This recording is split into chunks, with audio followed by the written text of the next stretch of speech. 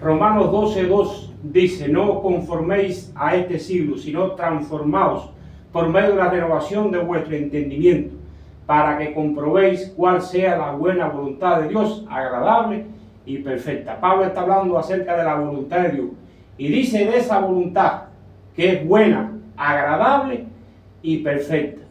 Y es nuestra responsabilidad comprobarla. Para poder comprobar esa voluntad de Dios buena, agradable y perfecta, Pablo dice que en primer lugar necesitamos no conformarnos a este siglo.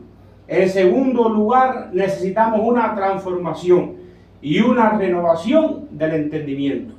Del entendimiento es entender que la voluntad de Dios es mejor para nosotros que la nuestra. Y nosotros necesitamos comprender eso, ir a las Escrituras donde está la voluntad de Dios para saber qué Dios nos ha revelado para esa voluntad. Apenas un creyente quiere hacer la voluntad de Dios, quiere andar en la voluntad de Dios, mira, el infierno, la incredulidad, las personas, el mundo, el diablo, los deseos carnales, se van a levantar como un león feroz para que una persona no entre a esa voluntad. Y alguien que esté caminando en esa voluntad, pues sacarlo de esa voluntad. Es una lucha constante. Pero el creyente tiene que estar determinado. En primer lugar, la voluntad de Dios es buena, es agradable, es perfecta. Necesitamos una transformación. Quiere decir, ir sacando los pensamientos de este siglo, sacando los pensamientos mundanos y que los pensamientos bíblicos empiecen a entrar a nuestra vida. Mira, el Salmo 40, versículo 8, el salmista habla, apuntando luego a Cristo, dice: el hacer tu voluntad, Dios mío, me ha agradado, y tu ley está en mi corazón. Entonces Cristo fue la única persona que 100% hizo la voluntad de Dios todo el tiempo.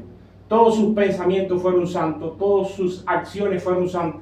Y Él dice: hacer tu voluntad me ha agradado. Cuando Él llega allá a Getsemaní, el momento de ir a la crucifixión, dice: no se haga como yo, sino como tú. Es rendir la voluntad nuestra a la voluntad de Dios.